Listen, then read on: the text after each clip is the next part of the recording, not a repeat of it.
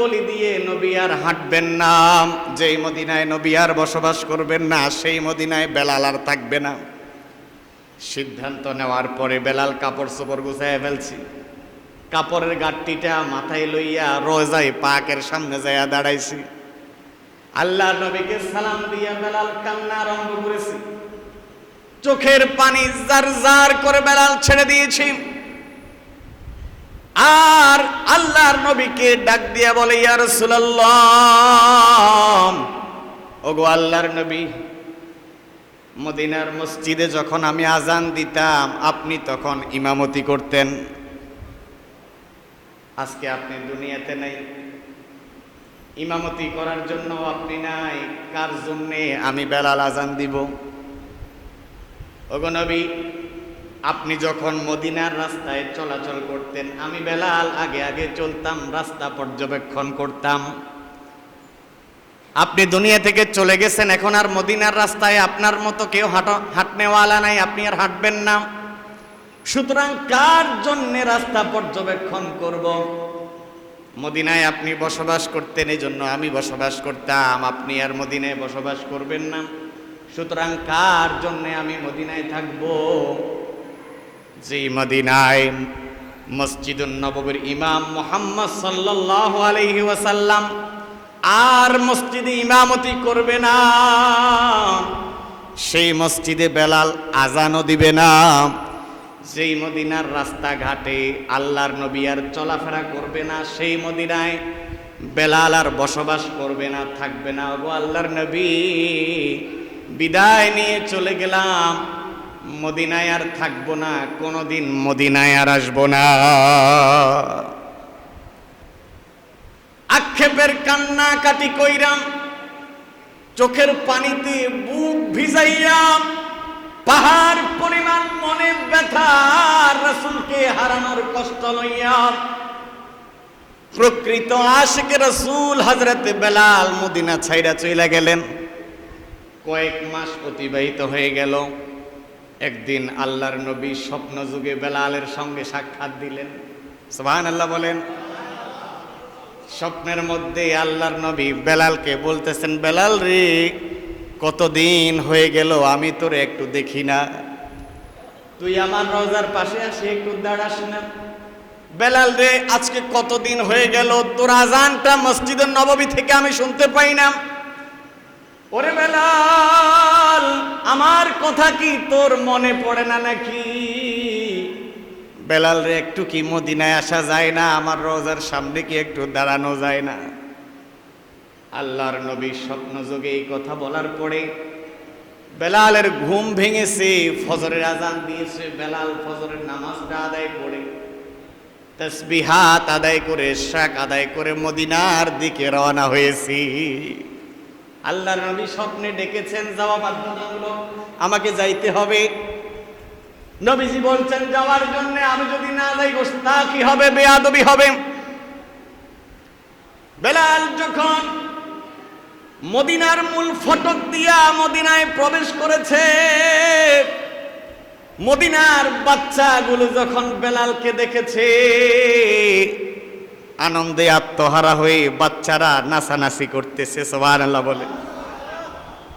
বাচ্চাগুলো দৌড়াইয়া বাড়িতে গেছে, যায়া মায়েদেরকে বলতেছে, মা, বেলাল মদিনায় আসছে, মদিনার রাস্তায় বেলালকে আমরা হাঁটতে দেখেছি। মাগো, বেলাল মদিনায় এসেছে, তাইলে কি আমাদের নবীও কি মদিনায় আসবেন নাকি? সুবহানাল্লাহ। মদিনায় সংবাদ ছড়ায় গেল, বেলাল আসছে, বেলাল আসছে। পাগলের মতো ছেলে, বৃদ্ধ, আবাল যুবক যারা আছে সবাই বের হয়ে গেছে। মসজিদুন নববীর সামনে, বেলালের সামনে যাইয়া সবাই জড়ো হয়ে গেছে। বেলালকে কেউ জড়াইয়া ধরে, কেউ বেলালকে গায়ে হাত বুলিয়ে দেয়, কেউ হাসতেছে, আনন্দ করতেছে। কতদিন পরে বেলালকে দেখছি। বেলালকে দেখা মানে রাসূলের কথা কিছু অনুসরণ হওয়া, কারণ বেলালের সাথে রাসূলের অনেক স্মৃতি জড়িত আছে। সবাই বেলালকে ধরেছে। বেলাল গো, কয়েক মাস পর্যন্ত মদিনায় আপনি নাই, আপনার আজান আমরা শুনি না। ওগো বেলাল, আপনি যখন মদিনার মসজিদে আজান দিতেন তখন আমরা মনে করতাম যে কিছুক্ষণ পরে নবীজি জামাতে দাঁড়াবেন, নবীজি নামাজের ইমামতি করবেন। ওগো বেলাল, আপনি ইকামত দিবেন, রাসূলুল্লাহ নামাজ পড়াবেন, আমরা মুক্তাদি হয়ে পেছনে দাঁড়াবো। কিন্তু রাসূলও দুনিয়া থেকে চলে গেলেন, আপনিও মদিনা সাইডে চলে গেলেন, কতদিন আপনার আজানটা আমরা শুনি না। অন্তত বেলাল, নবীজি দুনিয়া থেকে চলে গেছেন, আপনি যদি অন্তত মসজিদুন নববীতে একটু আজানটা দেন, তাইলে নবীর কালের কথাগুলো আমরা স্মরণ করে হৃদয়ে একটু তৃপ্তি লাভ করতে পারবো, আমরা একটু রাসূলুল্লাহর কথা স্মরণ করতে পারবো। ওগো বেলাল, একটা বার মসজিদুন নববীর মাইকে আপনি আজানটা দেন। হযরত বেলাল বলেন, যেই মদিনায় আমার নবী নাই, যেই আজানের পরে মসজিদে এসে আমার কলিজার টুকরা নবী ইমামতি করবে না, সেই মসজিদে আমি বেলাল আজানও দেব না, সেই মদিনায় আমি বেলাল থাকবো না। আমি আসছি আমার কলিজার টুকরা নবীর সাথে একটু সাক্ষাৎ করার জন্যে। লোকেরা পিড়াপিড়ি আরম্ভ করে দিল, বেলাল শোনে না। এবার সবাই মিলে চিন্তা করলো হাসান আর হোসাইনকে এনে দেয়া হোক। হাসান হোসাইন যদি বেলালকে অনুরোধ করে, হাসান আর হোসাইনের অনুরোধ বেলাল ফেলতে পারবে না। সুবহানাল্লাহ বলেন। হাসান আর হোসাইন দৌড়াইয়া আসছে বেলালের দিকে তাকায়া, দুই বগল তলায় দুইজন ঢুকে গেছে বেলালের, আর বলতেছে, বেলাল গো, আপনি একটু আজানটা দেন, আপনার কণ্ঠের আওয়াজটা শুনলে আমরা আমার নানাকে একটু কল্পনা করতে পারবো গো বেলাল। আপনার কণ্ঠের আওয়াজটা যদি আমরা একটু শুনি, আজানটা শুনি, নানার সময়ের চিত্রগুলো আমরা একটু অনুভব করতে পারবো, কল্পনা করতে পারবো, তৃপ্তি লাভ করতে পারবো গো বেলাল। আপনি একটু আজানটা দেন।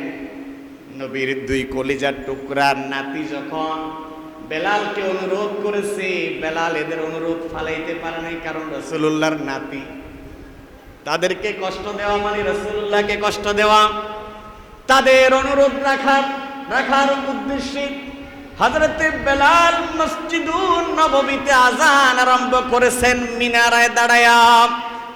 বেলালের আজান সুরে পিপিলিকার মতো মদিনার মানুষগুলো মসজিদুন নববীর কাছে এসে জড়ো হয়ে গেছে। সুবহানাল্লাহ বলেন। বেলাল আল্লাহু আকবার, আল্লাহু আকবার আজান শুরু করেছে। আশহাদু আল্লা ইলাহা ইল্লাল্লাহ, আশহাদু আল্লা ইলাহা ইল্লাল্লাহ বলেছে। যখন নাকি আশহাদু আন্না মুহাম্মাদার রাসূলুল্লাহর মধ্যে যাইয়া পৌঁছেছে, ঢেকুর তুলে বেলালের কান্না আরম্ভ হয়েছে। বেলাল আর সামনে আগাইতে পারে না। আশহাদু আন্না মুহাম্মাদার রাসূলুল্লাহ যখন বলেছে, রাসূলের কথা বেলালের স্মরণ হয়ে গেছে, কান্না আরম্ভ করেছে। বেলাল আর সামনের দিকে আজান দিতে পারে না, আরেকজন এসে আজান শেষ করেছে। এই হলো আশিকে রাসূলের চিত্র। নবীজির ইন্তেকালে সাহাবায়ে কেরামের অবস্থা হয়ে গেছিল এমন। আজকে বর্তমানে আশিকে রাসূলের অভাব নেই। অনেক আশিকে রাসূল আছে যাদের মুখে রাসূলের সুন্নতি দাড়িটা পর্যন্ত নাই, ঠিক কিনা বলেন? অনেক আশিকে রাসূল আছে যাদের কাছে যাদের বউ পর্দা করে না। অনেক আশিকে রাসূল আছে যারা মাথায় টুপিটাও লাগায় না।